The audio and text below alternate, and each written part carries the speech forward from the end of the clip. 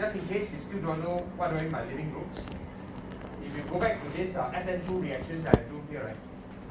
The leading group that I'm talking about is the X minus. That's called the leading group. So leading group, the nature of leading group, something that can stabilize negative charge will be a good leading group. Right? So a good leading group will be something that is not a high energy species. A good leading group is usually a weak base. So the weaker the base, the better the leading group.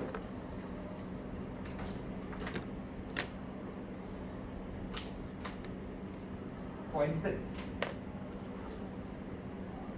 this arrangement here, you notice that if I ask for OH minus, all of you will tell me, oh, it's a strong base. That one leading group. If I say things like ammonia, NH3, NH3 is a weak base. So if I were to place ammonia, probably I'll put it around here, a good leading group. So look at the basicity of the leading group. Is it a good one or a poor one? Is it a strong base or a weak base? A good leading group must be something that is a weak base. Okay. So how do I know whether it is a strong base or a weak base? Okay. Maybe I just put some notes that I want to tell you here at the side first. F minus, OH minus, NH2 minus,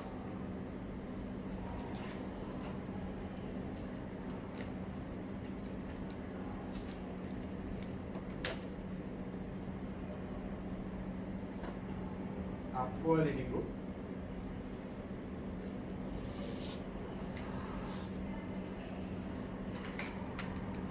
Right, so also note that for RCN,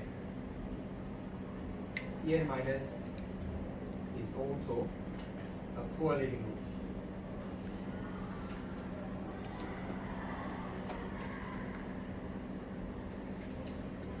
And the question here is, during exam, how do I know whether it's a strong base or weak base? Normally, sometimes the Ka and Kb values are not given to me. Never mind. Recall what you have learned. A weak acid gives a strong conjugate base. Strong conjugate base, strong base. So therefore, weak leading group or poor leading group. Got it? For instance, HCl, strong acid. Cl minus will be the weak conjugate base. Okay? Good leading group. Hi is also a strong acid. I minus will be this weak conjugate base. So you look carefully, I minus is classified under good leading group. In fact, ammonia can also act as an acid. NH3. Ammonia can also act as an acid. But it's a very, very weak acid. Okay. So if ammonia acts as an acid, it's a very weak acid. NH2 minus will be a very strong conjugate base. So strong conjugate base, poor leading group. Okay. So that's how you compute the cell. Right? How come RO minus is here? Where did RO minus come from? RO minus comes from alcohol. Alcohol is a super weak acid. Right? So RO minus, weak acid, strong conjugate base. Strong base, poor leading group. Okay? And then the last one, the toxalate ion, probably something that you've not seen before.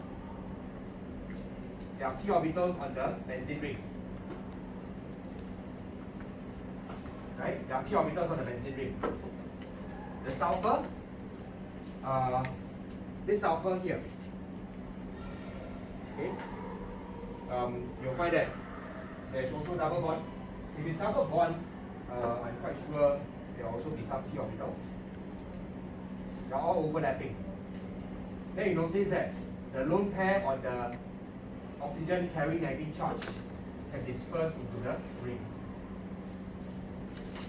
And hence, it is also a good leading group.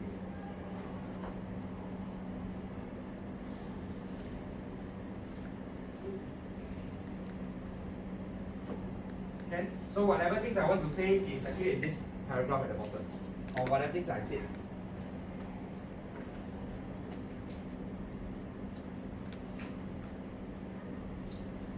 And just to relate to what you have learned in H2,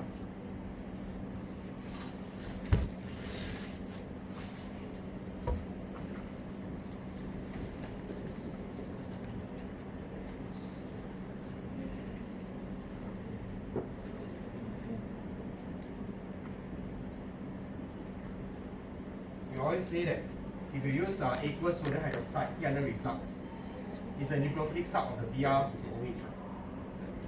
But some people ask, can I do it this way round? Br minus AQ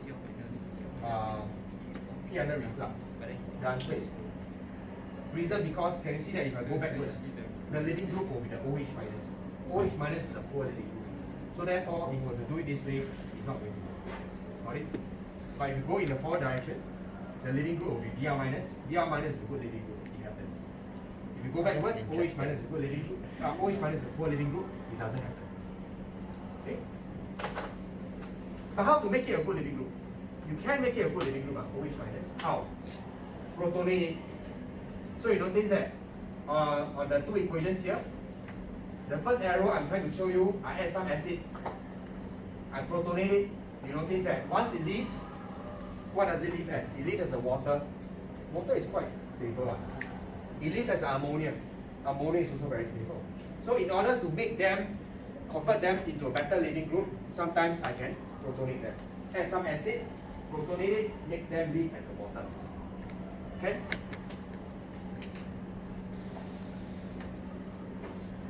So other examples are like this, where you use SOCl2, PBr3, that you learn in H2, to make the OH group a better leading group. Of course, the mechanism I don't need you to do. These two equations you may want to highlight for yourself. You use it very often. If you happen to see OH groups, you want to substitute it. But you know that it's a poor leading group, then what to do first? Add some acid. Protonate them first. Make them a good leading group. Make them leave as a water. This is one way to make them a good leading group. There's another possible way to make them a good leading group.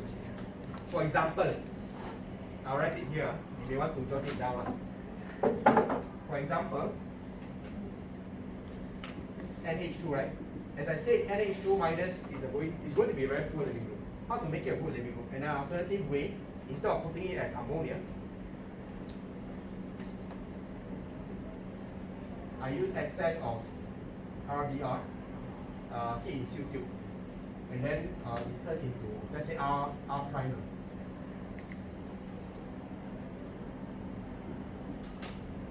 Something like this, quaternary ammonium salt.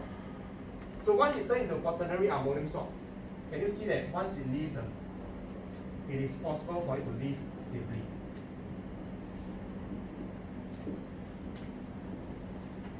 Because they are going together, that should be amine. And tertiary amines are weak bases. Stable or not? Yes. So this is another possible way that you can make NH2 a good leading group. Convert it to a quaternary ammonium salt, and then make it leave as a tertiary amine.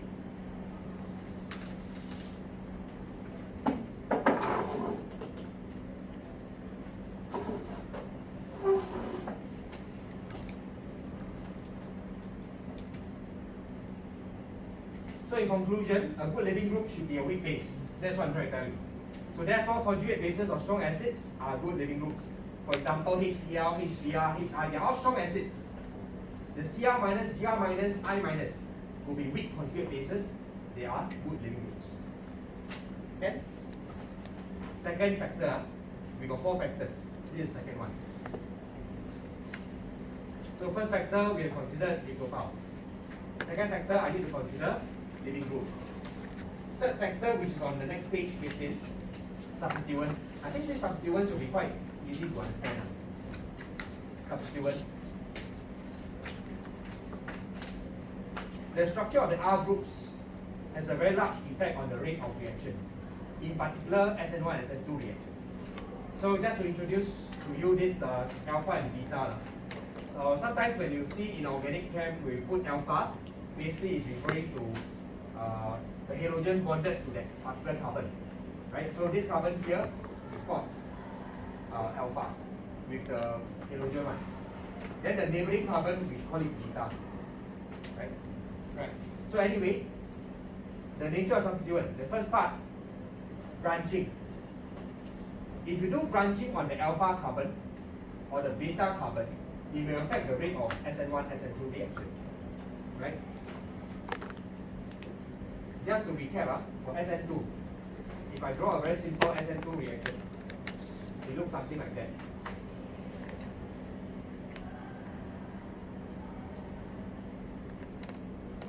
Nucleophile comes in, attack. But you have a hard time attacking because of steric effect, steric hindrance.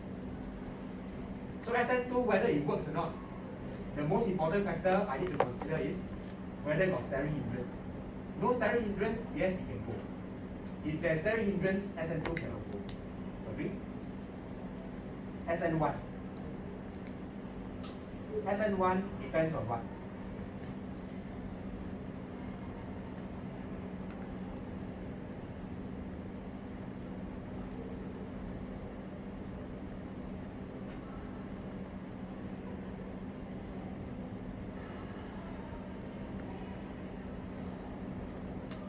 Stability of carbocation.